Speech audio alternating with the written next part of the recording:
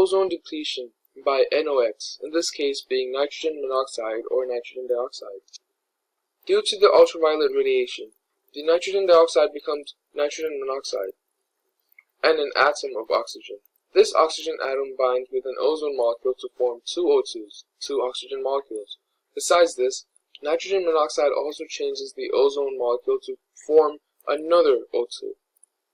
To visualize this process, because of the ultraviolet radiation, the nitrogen dioxide molecule loses its oxygen atom, and which becomes nitrogen monoxide and an extra oxygen atom.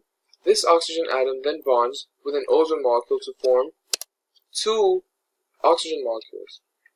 The nitrogen monoxide then breaks apart another ozone molecule, resulting in a complete set of three oxygen molecules.